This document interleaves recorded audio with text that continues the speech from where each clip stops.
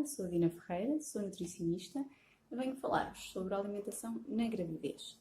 E será que há assim tanto para falar sobre a alimentação na gravidez? Será que há assim tanta informação nutricional importante para se falar durante a gravidez? Sim, claro que sim. Por várias razões. Portanto, nós estamos a falar de um período que possivelmente será o mais exigente para o corpo da mulher, em termos nutricionais, em termos metabólicos. Por outro lado, nós sabemos também que o ambiente e as condições que a criança tem durante o seu desenvolvimento no útero também vão condicionar e vão influenciar a sua saúde para o resto da vida. E, portanto, se nós conseguirmos aqui dar um bom estado nutricional, poderemos estar a potenciar o seu desenvolvimento, a tirar o máximo partido daquilo que são as suas capacidades. E, por outro lado, também, este é um período onde há muita desinformação, onde há muitos mitos, onde toda a gente tem alguma opinião a dar sobre a alimentação, sobre a gravidez, o que é que pode, o que é que não pode, o que é que deve, o que é que não deve. E a verdade é que isto às vezes pode levar a comportamentos de risco, portanto podem fazer com que a mulher deixe de comer determinado tipo de alimentos que seriam benéficos ou passe a consumir algum tipo de alimentos que são perigosos. E, portanto, a minha intenção é um bocadinho transmitir aquilo que são as informações gerais, portanto, aquilo que a ciência nos mostra que deve ser feito de uma forma geral durante a gravidez e também desmistificar aquilo que são as desinformações e, portanto, aquilo que não tem assim tanta validade científica e que não faz sentido fazer ou deixar de fazer durante a gravidez. E, portanto, o ideal para que aconteça na gravidez é que ela seja planeada. Portanto, e numa gravidez planeada, nós temos a hipótese de preparar o corpo da mulher, modificar todo o seu estado nutricional e adequá-lo para receber, então, o desenvolvimento de um bebê. Portanto, quando a gravidez é planeada, o que é que acontece? Nós iniciamos a suplementação de ácido fólico e de iodo 3 meses antes da mulher engravidar. Portanto, são nutrientes muito importantes. O iodo mantém-se a sua importância durante a gravidez. No caso do ácido fólico, ele é extremamente importante imediatamente no momento da concepção, portanto, porque tem a ver com o desenvolvimento do cérebro e do tubo neural do bebê. Portanto, é extremamente importante. E depois, é feita ainda uma avaliação à mulher, portanto, do seu estado nutricional e das suas necessidades específicas, podendo ou não haver aqui a necessidade de fazer alguma suplementação mais específica, aquelas que são mais frequentes. É a suplementação em vitamina D e a suplementação em ferro. Claro que depois isto vai depender de cada caso. Portanto, isto é o ideal, portanto, que aconteça, e então haver esta preparação, esta avaliação prévia, uma adequação nutricional antes da gravidez, para que no momento da concepção o corpo da mulher esteja no seu potencial máximo de composição nutricional. Portanto, não sendo isto possível, imediatamente a partir do momento em que a mulher sabe que está grávida, inicia esta suplementação em ácido fólico e iodo e depois é feita a avaliação então de alguma necessidade mais específica. Ok? Portanto, isto antes da gravidez. Depois, durante a gravidez, portanto, há um aumento das necessidades nutricionais, é verdade, e a que é que se deve este aumento das necessidades nutricionais? Portanto, por um lado, temos que garantir o desenvolvimento de todas as adaptações do corpo da mulher e o funcionamento do seu metabolismo. E, por outro lado, temos que garantir os nutrientes necessários para a formação e desenvolvimento de uma outra vida, portanto, de um ou mais filhos, não é? Dependendo se estamos a falar de gêmeos ou apenas de um bebê. E, portanto, o aumento destas necessidades nutricionais, portanto, deve-se, então, portanto, é este aumento de evoluções, portanto, de mudanças, quer no corpo da mãe, quer depois a formação aqui do bebê. E aqui uma grande questão que muitas vezes as mulheres colocam e que têm uma grande preocupação é com o aumento de peso, certo? Portanto, não pode acontecer gravidez se não houver aumento de peso. E o ideal é que este aumento de peso seja entre 7 a 15 kg. E aqui que se deve este aumento de peso? Portanto, ao peso do próprio bebê, certo? Ao aumento do útero e do volume sanguíneo, ao peso da placenta, do líquido amniótico, ao desenvolvimento do tecido mamário e depois também à acumulação de alguma gordura que vai ser importante para garantir a amamentação depois do parto. Então, é importante que haja este aumento de peso, mas que seja um aumento de peso que seja controlado, que seja vigiado e, portanto, que não fuja muito daqui. Nós sabemos que um desadequado aumento de peso traz consequências para a mãe e para o bebê. Portanto, um baixo aumento de peso ou um aumento de peso insuficiente poderá comprometer o desenvolvimento da gravidez, com riscos de má formação para o bebê, aumentando a mortalidade do bebê e, portanto, complicações gerais no desenvolvimento do bebê, incluindo nascimentos prematuros. Também sabemos que um elevado aumento de peso durante a gravidez traz complicações para a saúde do bebê, portanto, aumentando o risco de algumas doenças, como a diabetes e o desenvolvimento da obesidade, e traz também complicações para a mãe, portanto, quer complicações em termos da saúde geral da mulher, portanto, com aumento de risco de desenvolvimento de hipertensão, de diabetes gestacional, que se poderão manter após a gravidez, e algumas complicações durante o parto e no pós-parto, nomeadamente dificuldades na recuperação do peso após o parto. Portanto, aquele mito que nós ouvimos muitas vezes, de que a mulher deve comer por dois, portanto, está visto que é errado. Portanto, há um aumento das necessidades, sim, mas não justificam comer por dois. Portanto, aquilo que a mulher tem que fazer é adequar a sua ingestão àquilo que são as suas necessidades. Portanto, tendo sempre aqui a preocupação de vigiar o aumento de peso, de controlar o aumento de peso e de garantir que ele está dentro daquilo que são, então, as recomendações, claro está, dependendo especificamente de cada caso. Portanto, mas de uma forma geral, é esta a recomendação. Quando falamos, então, em necessidades nutricionais mais concretas, portanto, falamos, então, da energia ou das necessidades calóricas. Durante o primeiro trimestre, as necessidades calóricas e as necessidades de energia da mulher são idênticas àquelas que tem antes de engravidar. Portanto, tem que comer a mesma quantidade de alimento, portanto, que a população no geral. No segundo trimestre, portanto, a partir do segundo trimestre, as necessidades energéticas da mulher aumentam, portanto, passa a precisar de mais 300 a 350 calorias por dia. No terceiro trimestre, as necessidades aumentam ainda mais e por dia passa a precisar de mais 400 a 450 calorias. Daí também haver um aumento do apetite durante a gravidez, certo? Portanto, exatamente para garantir que satisfaz estas necessidades energéticas que estão aumentadas.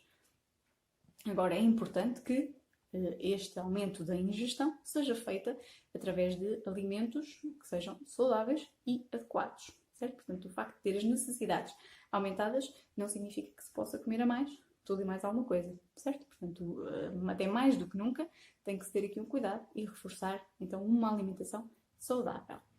Isto para a energia. Se nós formos ver cada um dos nutrientes de forma mais específica, portanto, para as proteínas, as suas necessidades no primeiro trimestre também são idênticas, portanto, antes da gravidez. Quando nós falamos no segundo trimestre e no terceiro trimestre, as suas necessidades estão aumentadas. Contudo, o que é que acontece? No geral, a população já consome mais proteína do que aquela que precisa. Ou seja, nós não precisamos aqui de aumentar, ou muito provavelmente a grávida não vai precisar de comer mais fontes proteicas, vai precisar sim de ajustar a sua ingestão. Ou seja, onde é que nós obtemos proteína? Carne, peixe, ovos, laticínios, nas leguminosas e nos cereais integrais. Portanto, são estes os alimentos que nos fornecem proteínas. E qual é a preocupação que tem que haver aqui em relação então ao consumo das proteínas? É distribuir estes alimentos ao longo do dia pelas várias refeições. Ou seja, todas as refeições devem conter alimentos ricos em proteínas. Portanto, não precisamos consumir mais do que aquilo que já consumimos, até porque, se calhar, no geral, há refeições em que consumimos uma grande quantidade de proteína, que é desnecessária ser toda junta nessa refeição. O que nós devemos fazê-la é pegar nessa quantidade, que já é suficiente, e distribuí-la ao longo do dia pelas várias refeições. A mesma coisa acontece para os hidratos de carbono. Portanto, os hidratos de carbono, as suas necessidades estão aumentadas ao longo da gravidez. Mais uma vez, à medida que a gravidez avança, as suas necessidades vão sendo maiores e, uma vez mais, portanto, aqui temos que ter o cuidado de os distribuir ao longo do dia pelas várias refeições, pequenas quantidades de cada vez. Os hidratos de carbono que estamos a falar, portanto, que devem ser consumidos, deveremos dar preferência àquelas fontes de hidratos de carbono integrais e mais naturais, portanto, os cereais integrais, não refinados, não processados, os tubérculos, as leguminosas, as frutas e os vegetais. Portanto, são estes os alimentos que nos fornecem hidratos de carbono e que devemos, então, ter cuidado de os preferir, portanto, por serem fontes de hidratos de carbono mais complexos. Quando falamos das gorduras, portanto, a situação é idêntica, as suas necessidades estão aumentadas ao longo da gravidez, devemos, mais uma vez, dar preferência às fontes de gordura mais saudáveis, que são as gorduras vegetais, por exemplo, o azeite, e as gorduras que encontramos nos peixes gordos, certo? Portanto, porque são ricas em ômega 3, têm bastantes benefícios cardiovasculares para a mãe, para o bebê, e estão também associadas ao desenvolvimento, ou melhorias no desenvolvimento do cérebro do bebê. Portanto, daí também elas serem importantes e devermos ter o cuidado de as incluir na alimentação da grávida. Outro nutriente extremamente importante que podemos aqui falar é a água. Portanto, as necessidades de água estão aumentadas também. Para terem uma ideia, durante a gravidez existe a acumulação de 6 a 9, litros de água por dia, portanto, durante a gravidez, ou seja, por dia, temos que garantir que ingerimos cerca de 2,5 litros de água para satisfazer estas necessidades aumentadas. Portanto, por dia, ao longo do dia, devemos ingerir então 2,5 litros de água para satisfazer estas necessidades. As necessidades de sal. Portanto, sal, não temos necessidades aumentadas, até porque no geral a população também já consome mais sal do que aquilo que seria necessário. Portanto, as recomendações são idênticas para a população, um máximo de 5 gramas de sal por dia. Depois, temos as necessidades aumentadas, sim, de ferro. E onde é que nós encontramos o ferro? Em alimentos de origem animal, como a carne e o peixe, e nos legumes de cor verde escura. Portanto, devemos manter uma ingestão frequente e regular deste tipo de alimentos, e depois existem alguns cuidados a ter que nos ajudam a potenciar a absorção de ferro. Por exemplo, consumir alimentos ricos em vitamina C junto das refeições que são fontes de ferro. Por exemplo, comer uma peça de fruta como sobremesa depois do prato principal. A partir daquela refeição, se for rica em carne, peixe e legumes de cor verde escura, vai ser uma boa fonte de ferro. Portanto, se nós incluirmos à sobremesa uma fruta que seja rica em vitamina C, estamos a potenciar a absorção do ferro. Outra coisa que devemos evitar é consumir cafeína ou alimentos com cafeína imediatamente a seguir às refeições. Portanto, 1 a 2 horas depois das refeições, não devemos ingerir alimentos ricos em cafeína, porque a cafeína diminui a absorção do ferro. Portanto, devem ser evitados. E depois também o ideal é variarmos as fontes de ferro. Portanto, entre as fontes de ferro animal e vegetal. Portanto, carne e peixe, e depois os vegetais de cor verde escura e as leguminosas. Ir variando o tipo de alimentos que ingerimos. Outro nutriente que também cuja necessidade está aumentada, é o ácido fólico. Portanto, se bem que fazendo a suplementação já a partir de garantimos as necessidades, no entanto, é importante manter uma boa ingestão de frutas e legumes, porque são eles que nos fornecem a maior parte do ácido fólico. Okay? E depois, portanto, isto dentro dos nutrientes, há mais alguns nutrientes cujas necessidades poderão estar aumentadas, mas que através de uma alimentação saudável nós conseguimos satisfazer estas necessidades.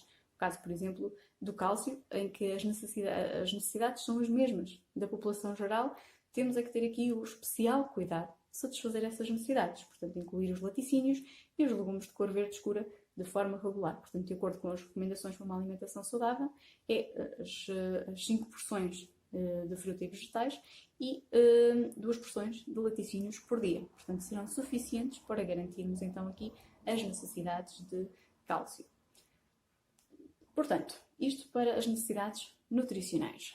Depois, aqui ainda um bocadinho alguns alimentos que são mais duvidosos. O caso, por exemplo, do café. Portanto, existe a recomendação para consumir até 2 cafés por dia. Portanto, aqui incluímos cafés e chás que contenham cafeína e o chocolate. Portanto, por dia, no máximo, até 2 cafés por dia ou o equivalente. Portanto, se for uma bebida que contenha cafeína ou o chocolate. Portanto, depois, as bebidas alcoólicas, completamente desaconselhadas durante a gravidez, portanto, não trazem qualquer vantagem, muito pelo contrário, têm efeitos prejudiciais para o bebê, certo? Portanto, daí as bebidas alcoólicas estarem desaconselhadas durante a gravidez.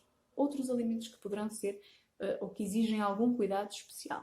O caso dos alimentos que possam estar contaminados ou conter substâncias que possam ser prejudiciais. E temos os alimentos que possam conter metais pesados. Estamos a falar do marisco e do peixe. Ou seja, pela sua grande acumulação de metais pesados, os mariscos devem ser evitados durante a gravidez. No caso do peixe, uma vez que contém o ômega 3, que vimos que é uma gordura saudável e com vantagens para a mãe e para o bebê durante a gravidez, portanto, eles não devem ser evitados, devem ser sim consumidos com moderação.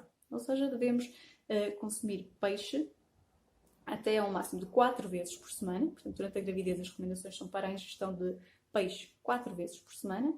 Devemos variar entre peixe gordo e peixe magro e dar preferência aos peixes mais pequenos, portanto, de tamanho menor, como por exemplo o caso da nossa sardinha. Certo? Portanto, é um bom exemplo de um peixe gordo de tamanho aconselhado para ser consumido.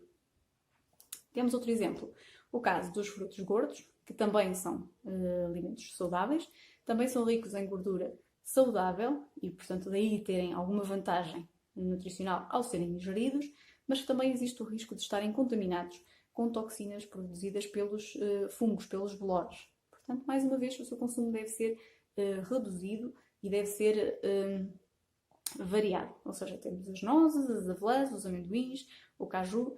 Isto é, devemos consumir de forma variada, não sempre o mesmo, e ter os cuidados de optar por aqueles que estão embalados de forma correta, portanto, que estão devidamente embalados, ter os devidos cuidados na sua conservação, no seu armazenamento e depois de abertas as embalagens. Eles devem ser consumidos em relativamente pouco tempo. Certo? Outro possível contaminante que poderemos falar aqui é a vitamina A. A vitamina A é um nutriente importante, com funções importantes no nosso corpo, mas em elevadas quantidades tem um efeito tóxico para o bebê. E daí também que os alimentos ricos em vitamina A devam ser, o seu consumo deve ser moderado. Estamos a falar especialmente do fígado e das vísceras, porque acumulam grandes quantidades de vitamina A, ou seja, o seu consumo deve ser moderado, não deve ser feito portanto, até se puder ser evitado, talvez seja o mais seguro durante a gravidez. Certo? Portanto, isto é alguns exemplos de alimentos que é preciso ter aqui algum cuidado. Depois, outro aspecto muito importante e que não é assim tão falado sobre a alimentação é a microbiota da mãe. Portanto, a microbiota, isto é o quê? São as bactérias que colonizam o corpo da mãe. Estamos a falar mais concretamente das bactérias intestinais da mãe, certo? E porquê que é importante falarmos aqui das bactérias intestinais da mãe? Porque estas bactérias vão ter um papel extremamente importante no bebê, certo? Portanto, as bactérias da microbiota intestinal da mãe passam para o bebê, sobretudo durante o parto, quando o bebê passa pelo canal vaginal, e depois durante a amamentação, porque elas passam no leite da mãe para o bebê. Essas bactérias vão colonizar o intestino do bebê. E quais são as vantagens dessas bactérias? Essas bactérias, por um lado, vão reforçar o sistema imunitário do bebê, portanto, vão torná-lo mais resistente a agressões externas, portanto, do meio exterior, e, por outro lado, vão ajudar no processo de digestão.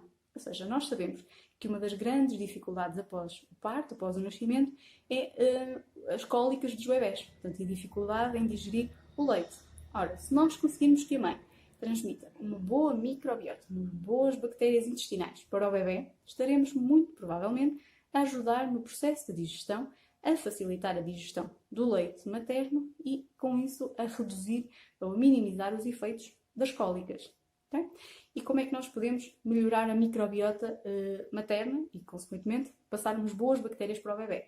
Portanto, fazendo uma alimentação saudável, sobretudo rica em frutas, vegetais, cereais integrais e em água. Okay? Portanto, com isto conseguimos, e também alimentos fermentados, o caso do iogurte, por exemplo.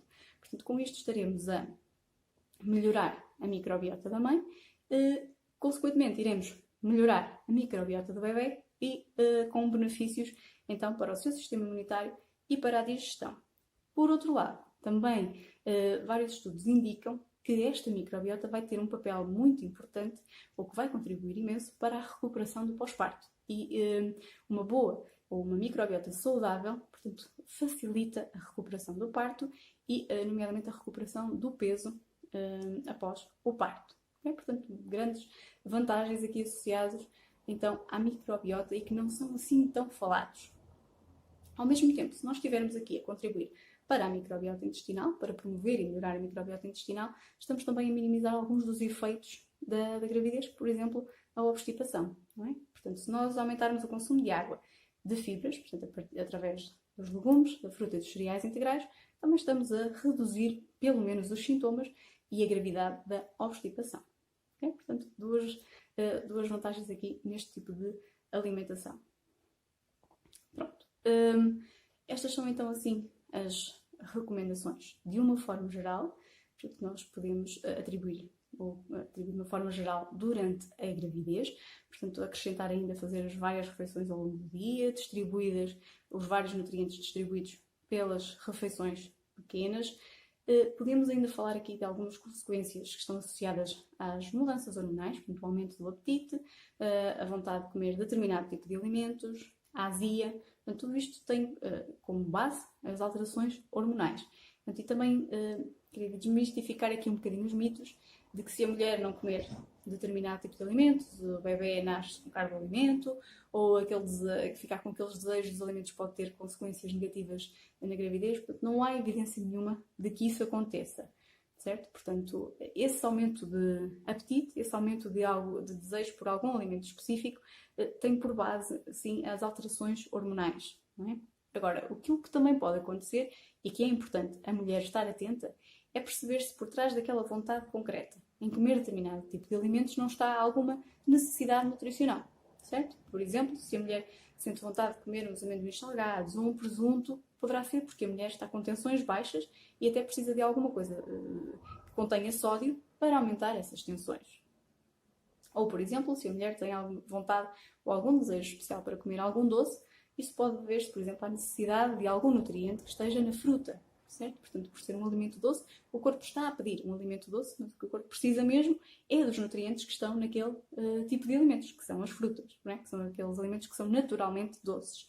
Portanto, antes de irmos a correr, antes da mulher grávida ir a correr atrás do alimento que sente desejo, é mais importante pensar que tipo de alimentos é que, de forma natural, tem aquela potência que a mulher sente, não é? Portanto, aquela característica que a mulher procura, para perceber se é ou não alguma necessidade nutricional que está ali escondida. Okay? Pronto, e então são estas as recomendações gerais. Portanto, não, assim, como em tudo o que está relacionado com a alimentação e com a nutrição, portanto, se forem informações muito drásticas, portanto, desconfiem sempre, não é? Porque as recomendações durante a gravidez são muito semelhantes às recomendações para uma alimentação saudável na população geral, claro que com algumas especificidades, com alguns cuidados especiais e, portanto, uma vez que estamos aqui a jogar com todo o potencial de uma vida, não é? Portanto, que está a ser construída e depois todo o bem-estar da mãe que vai precisar, sem dúvida nenhuma, de estar no melhor e no seu auge para suportar o pós-parto e depois da gravidez.